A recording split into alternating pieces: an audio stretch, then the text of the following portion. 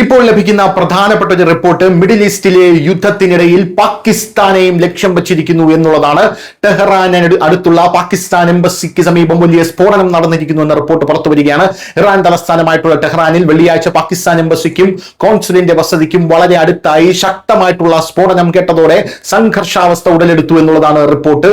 കഴിഞ്ഞ 28 ദിവസമായി ടെഹ്റാൻ തുടർച്ചയായി വ്യോമാക്രമണം നേരിടുന്നുണ്ടെന്നും ഈ പുതിയ സംഭവവും ഇതേ പരമ്പരയുടെ ഭാഗമാണെന്നും നയതന്ത്ര വൃത്തങ്ങൾ അറിയിക്കുന്ന ഒരു സാഹചര്യം ഉണ്ടായി. വ്യാഴാഴ്ച രാത്രി 8 മണിയോടെ ടെഹ്റാനിലെ പാസ്ദറൻ ജില്ലയിലാണ് സ്ഫോടനങ്ങൾ നടന്നത്.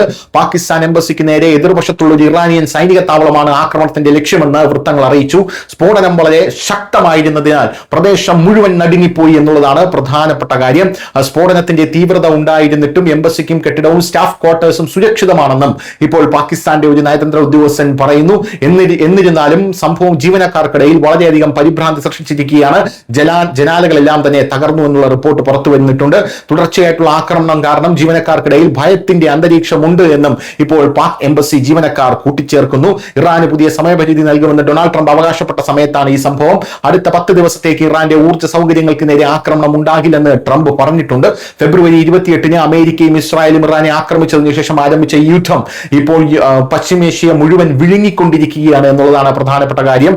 ഈ സംഘർഷത്തിന്റെ ആഘാതം ആഗോള സമ്പദ് വ്യവസ്ഥയിലും എണ്ണ വിലയിലും വ്യക്തമായി കാണാം. ഇറാന്റെ ഡെപ്യൂട്ടി ആരോഗ്യമന്ത്രി അലി ജാഫിറിന്റെ അഭിപ്രായത്തിൽ ഈ യുദ്ധത്തിൽ ഇതുവരെ ഇറാനിൽ 1937 പേർ മരിച്ചു എന്നാണ് അറിയാൻ സാധിക്കുന്നത്. ഇതിൽ 240 സ്ത്രീകളും 212 കുട്ടികളും ഉൾപ്പെടുന്നു. മറുവശത്ത് ഇറാന്റെ പ്രതികാരാക്രമണങ്ങളിൽ ഇസ്രായേലും നിരവധി മരണങ്ങൾ റിപ്പോർട്ട് ചെയ്തിട്ടുണ്ട് എന്നുള്ളതാണ് പ്രധാനപ്പെട്ട കാര്യം. അതിനിടയിലാണ് ഇപ്പോൾ പാകിസ്ഥാൻ എംബസിക്ക് സമീപം വമ്പൻ സ്ഫോടനം ഉണ്ടായിരിക്കുന്നു എന്നുള്ള റിപ്പോർട്ട് പുറത്തു വരുന്നത്. News desk news India Malayalam.